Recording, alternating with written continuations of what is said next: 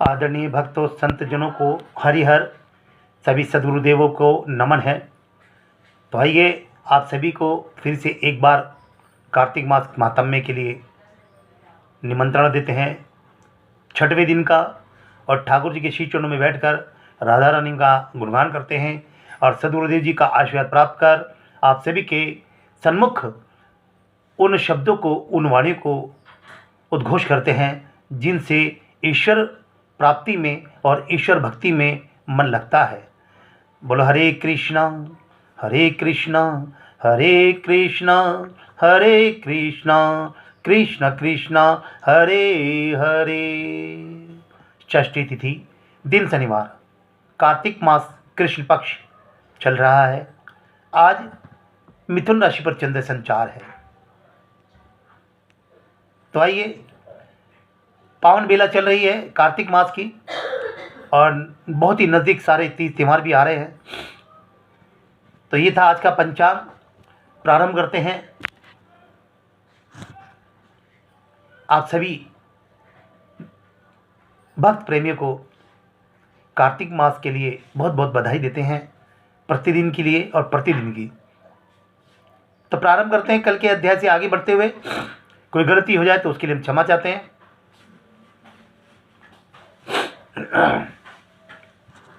कार्तिक मास महात्म्य में ही एक बहुत विशेष माना जाता है। यहां से एक गति प्रारंभ हो जाती है। जब कथाओं का पड़ाव चलता है तो आहिस्ता आहिस्ता जिस तरीके से तीज त्यौहार निकलते रहते हैं, आते रहते हैं, तो एक गति प्रारंभ होती है। उस गति को ही लेकर के आज समय पर हम नियंत्रण पा लेते हैं। जब हमारी गति नियंत्रण में होती है तो समय भी हमारा नियंत्रण में ही चलता है।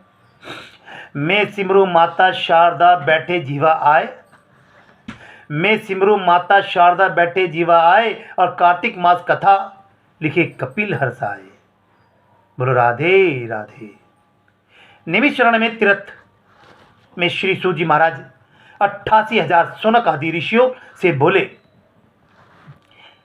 मैं आपको कार्तिक मास की कथा विस्तार से सुनाता हूं, जिसे सुनकर मनुष्य अब सब प्रकार के पापों से छूटकर अंत समय में बैकुंठ को प्राप्त होता है। सूत जी बोले, श्री कृष्ण जी से आज्ञा लेकर देवर्षि नारद के चले जाने पर सत्यभामा प्रसन्न होकर लक्ष्मीपति भगवान श्री कृष्ण से कहने लगी, लक्ष्मीपति से कहने लगे कि हे नाथ, मैं धन्य हुई, मेरा जीवन सफल हो गया। मेरा जन्मदाता भी धन्य है, जिन्हें मुझ जैसी त्रिलोकीय सुंदरी को जन्म दिया, जो आपकी 16 सहस्त्र स्त्रियों के समय मध्य में आपकी परम प्यारी पत्नी बनी। मैंने वह कल्पवृक्ष आदि पुरुष आपके साथ नारद जी को विधि पूर्वक दान में दे दिया, परंतु वही कल्पवृक्ष मेरे घर लहराया करता है, जिस बात को मृत्युलोक में कोई भी स्त्री नहीं जानती है। हे त्रिलोकीनाथ, मैं आपसे कुछ पूछना चाहती हूँ। आप मुझे विस्तार पूर्वक कार्तिक महात्म्य की कथा सुनाओ, जिसको सुनकर मेरा हित हो तथा जिसके करने से कल्प पर्यंत भी आप मुझसे विमुख ना हो, मतलब बिछड़े ना हो।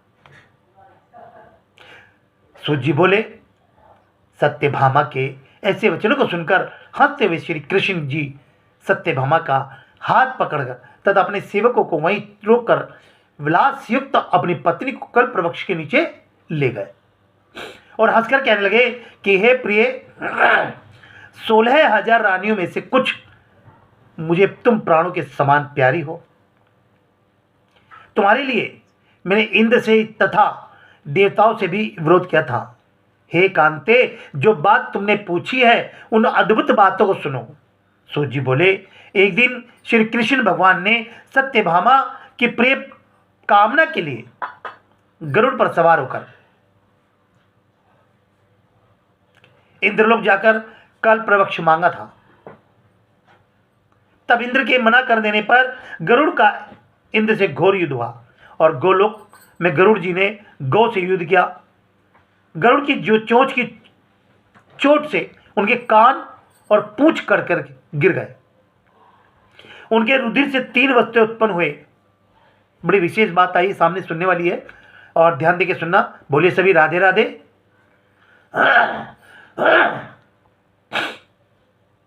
कान से तंबाकू और पूंछ से गोभी और खून से मेहंदी। गाय के जब चोंच मारकर ये चीजें गिर गई तो यहां से उत्पन्न हुई, कान से तंबाकू, पूंछ से गोभी और खून से मेहंदी। इन तीनों के प्रयोग करने से मोक्ष प्राप्ति नहीं होती। तब गौ ने भी क्रोध में भरकर गरुड़ को मारा, जिससे उनके 3 पंख टूटकर गिर पड़े। उनके पहले पंख से नीलकंठ, दूसरे से मोर और तीसरे से चकवा चकवी उत्पन्न हुए। हे प्रिय, इनके दर्शन मात्र से ही शुभ फल की प्राप्ति होती है। यह सुनकर सत्यभामा बोली, हे प्रभु, मैंने पिछले जन्म में कौन कौन से दान, व्रत व जप नहीं किए हैं, मेरा कैसा स्वभाव था तथा मैं किसकी पुत्री थी और मुझे मृत्युलोक में जन्म लेना पड़ा। मैंने ऐसे कौन से शुभ कर्म किए जिससे आपकी अर्धांगिनी हुई। कृष्ण बोले, हे प्रिय, तुमने पूर्व जन्म में शुभ कर्म किए हैं, उन्हें विस्तार पूर्वक कहता हूं। पूर्व समय में सत्युग के अंत में मायापुरी में अत्रि गोत्र में देव शर्मा नाम का एक ब्राह्मण वेद वेदांत का जानने वाला रहता था। वह रोज अतिथियों की सेवा, हवन और सूर्य हवन भगवान की पूजा किया करता था और उसका तेज सूर्य के समान तेजस्वी था।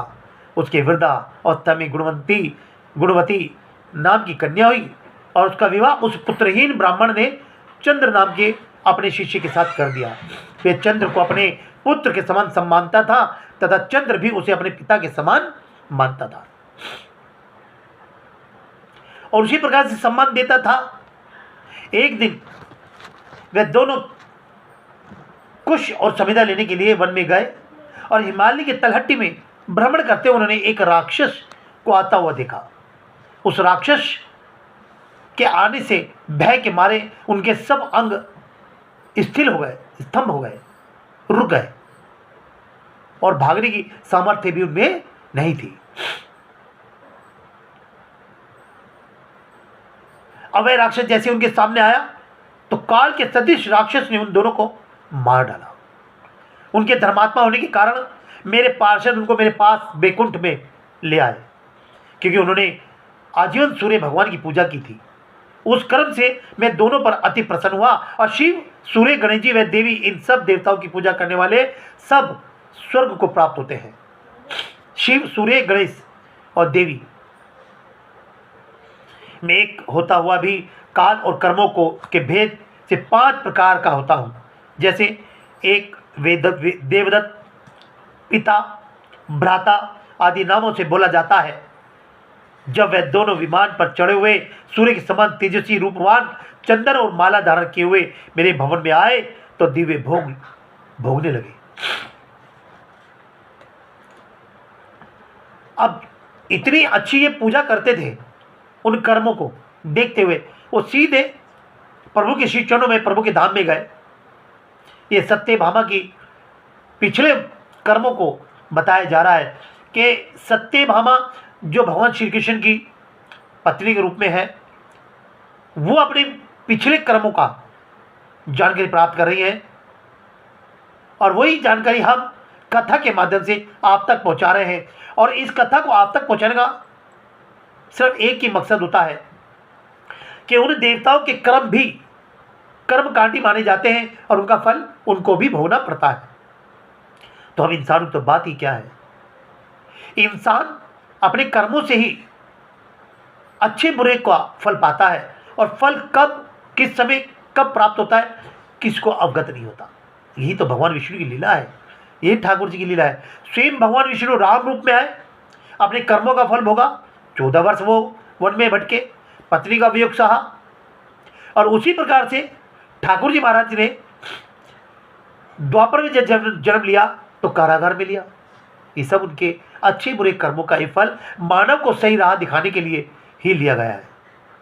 अपनी इस कथा को यही विराम कराते हैं। अपनी वाणी को अगर कोई गलती हुई तो क्षमा चाहते हैं। जय श्री राधे, जय जय राधे, हरे कृष्णा, वृंदावन बिहारी लाल की जय, सद्गुरुदेव भगवान की जय, चक्रधारी की जय। जय जय श्री राधे, जय जय श्री राधे।